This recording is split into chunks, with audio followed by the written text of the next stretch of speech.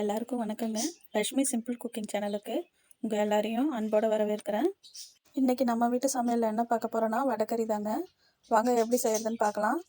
வடைக்கறி செய்யறதுக்கு 2 மணி நேரத்துக்கு முன்னாடியே கடலப்பயிரை தண்ணியில் கொட்டி ஊற வச்சுக்கலாம். நல்லா கழுவிட்டு 2 தண்ணி ஊற்றி கழுவிட்டு தண்ணி ஊற்றி ஊற வச்சிடலாம். வடைக்கறிக்கு கடலப்பயிறு நம்ம தேவைக்கு தகுந்த மாதிரி எடுத்துக்கலாம். நான் 100 கிராம் அளவு தான் எடுத்துக்கிறேன். எனக்கு அளவு தெரியுன்றதுனால நான் கையாலே அளந்து போட்டுக்கிறேன். உங்களுக்கு அப்படி அளவு தெரியாதுன்னா ஒரு டம்ளரில் மெஷர்மெண்ட் கப் ஏதாச்சும் வச்சு அதில் அளந்து போட்டுக்குங்க. கரெக்டாக வரும்.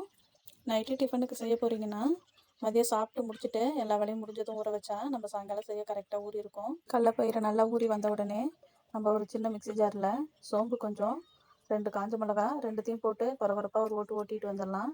ஓட்டிட்டு வந்து அதை கொட்டிட்டு அதில் நம்ம ஊற வச்சிருந்த கடலப்பயிரையும் போட்டு கொரகொரப்பாகவே அரைச்சிக்கலாம். மழன்னு வேணாம். அரைச்சிட்டு வந்த வடை மாவுக்கு திட்டமாக உப்பு போட்டுக்கலாம். வடைக்கறி செய்யும்போது அதுக்கு கொஞ்சமாக உப்பு அப்புறமா சேர்த்துக்கலாம். தோசைக்கல் அடுப்பில் வச்சு அது காஞ்ச உடனே எண்ணெய் ஊற்றி நம்ம அரைச்சிட்டு வந்த வடை மாவை சின்ன சின்ன உருண்டையாக பிடிச்சி அடை மாதிரி தட்டிக்கலாம். லோ ஃப்ளேம்லேயே வச்சுக்கலாம். அப்போ தான் பொறுமையாக வெந்து வரும். ஒரு பக்கம் நல்லா வெந்து வந்ததும் திருப்பி போட்டுக்கலாம். திருப்பி போட்டு லோ ஃப்ளேம்லேயே வச்சு அதையும் வேக வச்சு எடுத்துக்கலாம். உடஞ்சி வந்தால் பரவாயில்ல, எல்லாத்தையும் நம்ம உதுத்து தான் விட போகிறோம். வடைக்கறி செய்யறதுக்கு நான் 2 வெங்காயம், ஒரு தக்காளி பழம், ஒரு 10 பல்லு பூண்டு, ஒரு துண்டு இஞ்சி, 2 பச்சை மிளகாய், கருவேப்பிலை இதான் எடுத்து வச்சுருக்கேன்.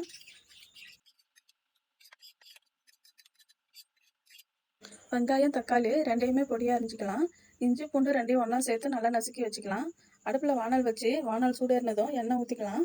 எண்ணெய் காஞ்ச உடனே சோம்பு, ஏலக்காய், பட்டை, கிராம்பு, அன்னாச்சிப்பூ, பிரியாணி இலை ஒரு 3 எல்லாம் போட்டு நல்லா பொரிஞ்ச உடனே தட்டி வச்சுக்கிற இஞ்சி பூண்டை போட்டுக்கலாம். அதில் எல்லாம் எண்ணெயில் நல்லா பொரிஞ்சு வந்ததும் கருவேப்பிலை வெங்காயம் போட்டு நல்லா வதக்கிக்கலாம்.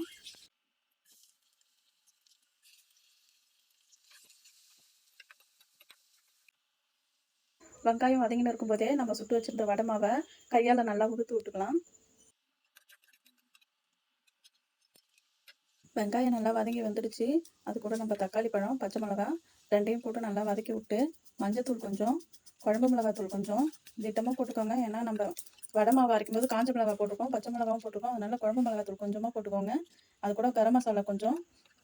இந்த வெங்காயம் தக்காளி மட்டும் திட்டமாக கொஞ்சம் உப்பு எல்லாத்தையும் போட்டு நல்லா வதக்கிட்டு நம்ம அரைச்சின்னு அந்த மிக்ஸி ஜாரை கழுவி வச்சுருக்கிறேன் அந்த தண்ணியை ஊற்றிட்டு தண்ணி தேவைன்னா திட்டமாக கொஞ்சம் ஊற்றி ஒரு தட்டு போட்டு மூடி வச்சுருங்க. இது நல்லா கொதிச்சு வரட்டும். நல்லா கொதிச்சிடுச்சு. நம்ம சுட்டு வச்சுருந்த வடை மாவை உதுத்து அதில் போட்டுக்கலாம். போட்டு நல்லா கிளறி விட்டுக்கலாம்.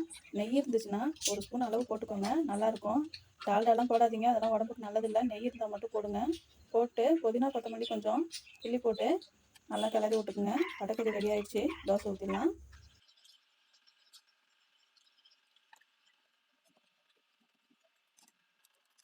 வடைக்கறி தோசை 2ம் ரெடி ஆகிடுச்சிங்க. நான் செஞ்ச மாதிரி வடைக்கறி செஞ்சு சாப்பிட பிடிக்குன்னா நீங்களும் செஞ்சு சாப்பிட்டு பாருங்கள். நான் செஞ்ச வடைக்கறி எப்படி இருக்குன்னு கமெண்ட்டில் சொல்லுங்கள்.